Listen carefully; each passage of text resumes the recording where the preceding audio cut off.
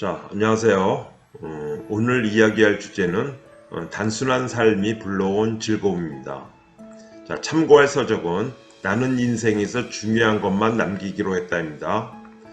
이 책의 저자는 에리카 라인으로 단순하고 목적이 있는 삶을 키워드로 수많은 사람의 인생을 바꿔준 미니멀리스트입니다. 하루 수천 명이 방문하는 커뮤니티를 운영하며 목적 없이 바쁘기만 한 사람들에게 단순한 생활 방식을 제안합니다. 생활 방식을 제안한다는 것은 결국 자신의 가치관을 정하게 한다고 볼 수 있습니다.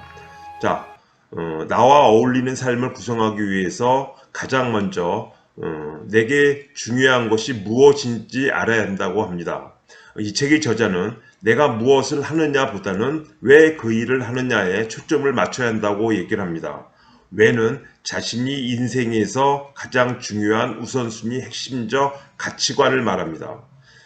자, 제일 중요한 것 같습니다. 자신이 왜를 이해하고 있다면 그 밖의 것들은 자연스럽게 자신이 원하는 방향으로 흘러가게 되며 중요하지 않은 것들이 제거되면 꿈꾸던 삶이 더 분명해 보인다는 겁니다. 미니멀리즘은 자신에게 중요한 것을 추구할 수 있도록 만들고 내면의 참모습에 어울리는 삶을 가꿀 수 있도록 돕고 있습니다. 자, 우리는 우리의 에너지를 깎아내는 몇 가지 일반적인 생각의 고리들이 있습니다. 그런 거를 결국은 생각하지 않으면 결국 미니멀리즘으로 갈 수 있다는 겁니다. 자, 한번 예를 들어 보겠습니다. 이곳의 모든 일을 나 혼자 처리하고 있는가? 회사나 직장에서 그렇겠죠. 아무도 내게 관심이 없다. 상사가 나를 인정하지 않는다. 부모, 배우자, 친구로서 나는 형편없다.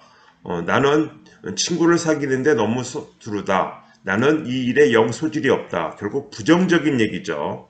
부정적인 생각의 고리가 반복적으로 나타났을 때 원래 생각과 180도 다른 생각으로 전환하려고 애쓰지 말고요. 이를테면 아무도 내게 관심이 없어에서 모든 사람이 나를 사랑해로 전환하는 것은 지나친 비약이라고 얘기를 합니다.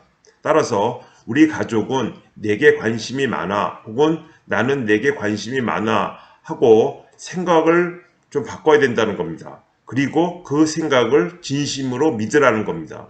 자, 부정적인 생각을 하고 있다는 사실을 의식하고 긍정적인 생각으로 바꾸는 것, 당신을 망치는 잡동사니로부터 자유로워질 수 있는 유일한 방법이라고 이 책의 저자는 얘기를 합니다.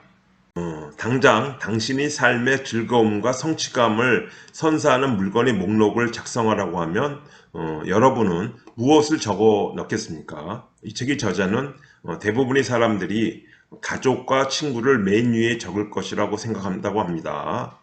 그 다음에 아마 창의적인 일, 남을 위한 보답과 봉사, 신앙, 경제적 안정, 삶과 일에서의 목표의식 등을 적을 것입니다. 장탄컨대 새로 산 청바지나 지난주에 구입한 전자제품, 주식, 이런 거를 적지는 않을 것입니다. 자, 우리에게 동기를 부여하는 것은 결국 우리의 가치이기 때문입니다. 가치와 목표를 봤을 때 목표가 오래 가려면 결국은 가치를 더 설정에 중점을 둬야 한다고 생각합니다.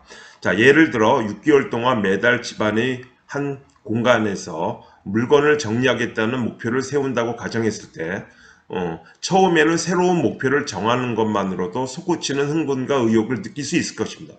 하지만 몇 달이 지나면 의욕은커녕 아무것도 하기 싫어지는 순간이 오는데 그때는 자신의 목표를 뒷받침하는 가치를 인식한다면 결국 결승선에 이를 수 있다고 합니다. 결국 가치관이 꿈을 이루라고 우리를 자극하며 천천히 타오르게 만드는 불길입니다.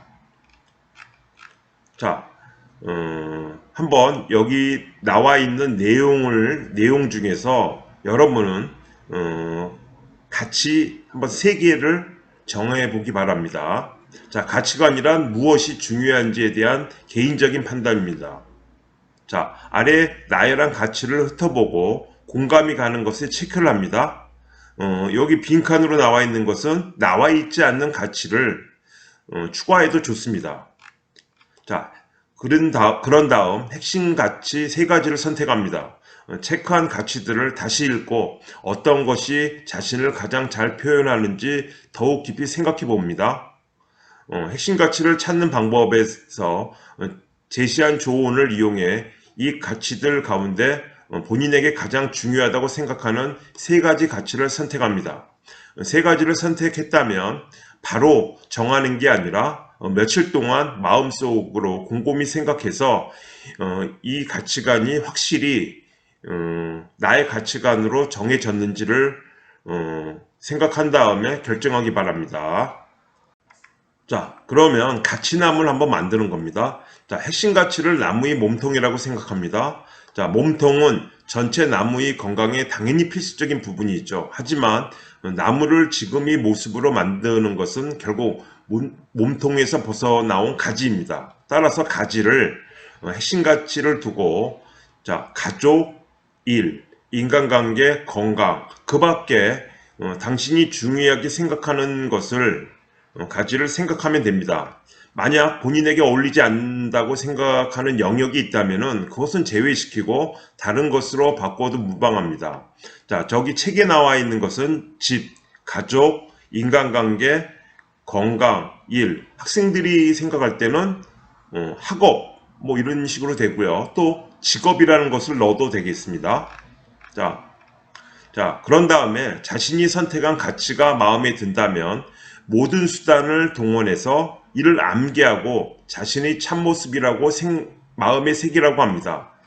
제대로 선택했다면 당신의 가치는 이미 당신의 일부가 되었을 것입니다. 하지만 그것에 만족하면 안 됩니다. 자신의 가치관을 인식하고 이를 기준으로 살고 있다고 생각할 때 자신에게 꼭 맞는 삶을 살 수가 있습니다. 자, 다음은 이 과정이 도움이 될 수 있을 겁니다.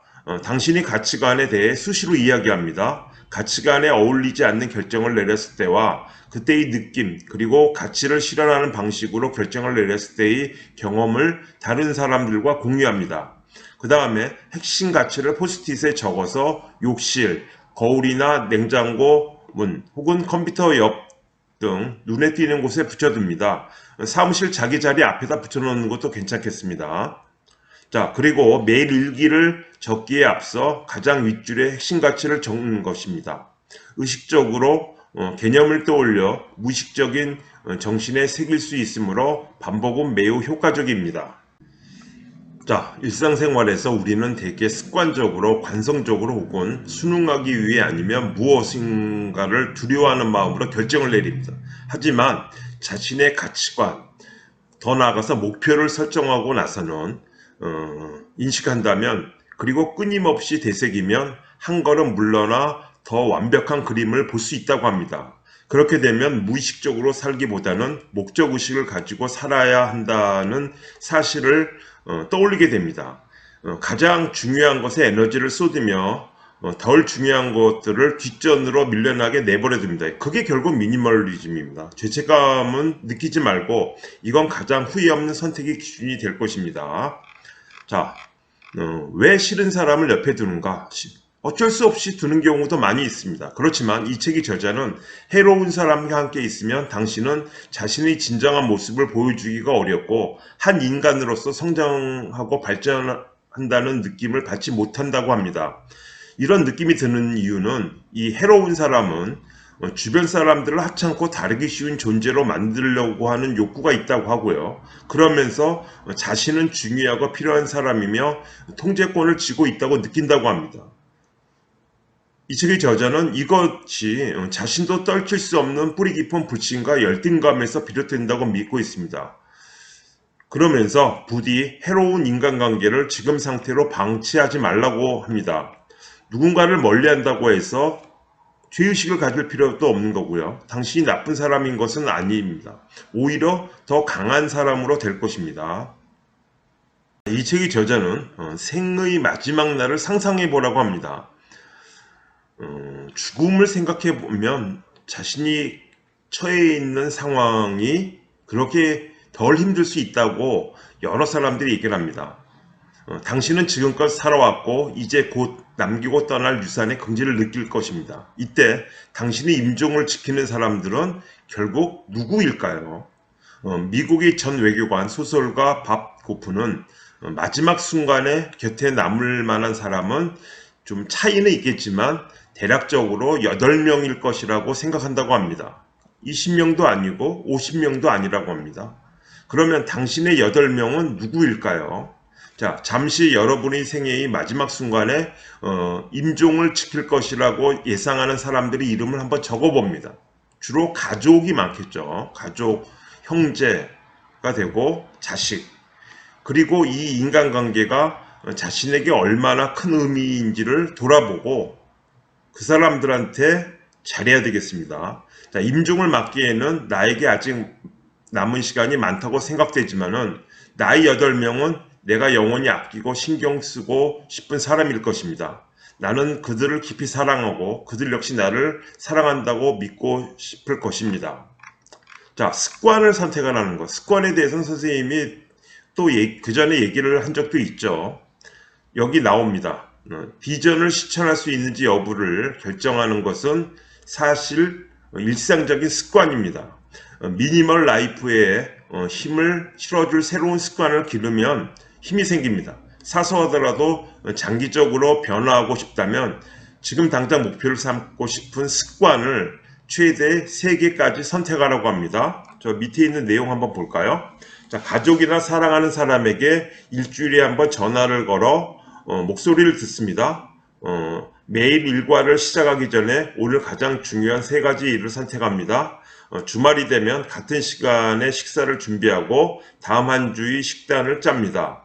자, 누군가로부터 부탁을 받았을 때 즉시 흔쾌히 수락하고 싶은 마음이 생기지 않는다면 부탁해 주셔서 고마워요. 생각해 보고 답변 드리겠습니다.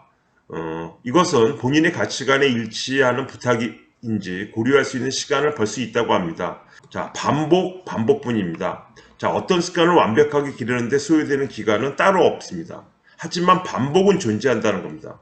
제임스 클리어 선생님이 설명했었죠.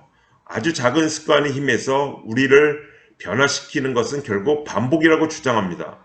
목표를 떠올릴 때 원하는 결과를 생각하지 말고 그 결과를 얻을 수 있는 반복에 초점을 맞추고요. 성공하기까지 투자하는 엄청난 노력, 결국 과정을 떠올리라고 합니다.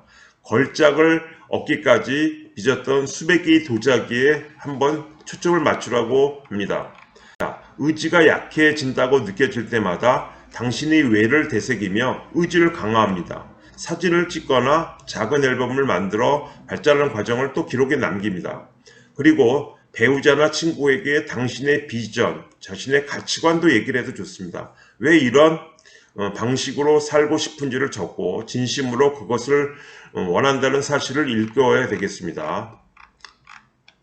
자, 마지막입니다. 다시는 그전으로 돌아가지 않을 것이다. 나쁜 쪽으로 가는 게 아니라 긍정적으로 가는 겁니다. 미니멀리즘은 사고방식입니다. 몇 년이 걸리더라도 서서히 자신에게 적합한 삶을 향해 나아가겠다는 결심입니다. 자, 나의 참모습과 어울릴 뿐만 아니라 나를 한층 더 충만한 사람으로 만들 것입니다. 그리고 무엇보다 미니멀리즘에서 원하기만 하면 내 것이 되는 결국은 정체성입니다. 소비 습관에서 시간 관리 그리고 인간관계에 이르기까지 가장 근본적인 행동을 변화시키려면 결국은 미니멀리즘은 정체성을 바꿔야 한다는 겁니다. 자, 언제나 지망생에 머물기보다는 오늘부터는 미니멀리스트라는 정체성을 갖기 바랍니다. 자, 실패도 겸허히 받아들이고 다시는 정신없는 삶으로 돌아가지 않겠다는 다짐을 하고 삶이 천천히 변화되는 모습을 즐기기 바랍니다. 오늘 여기까지입니다. 경청해 주셔서 고맙습니다.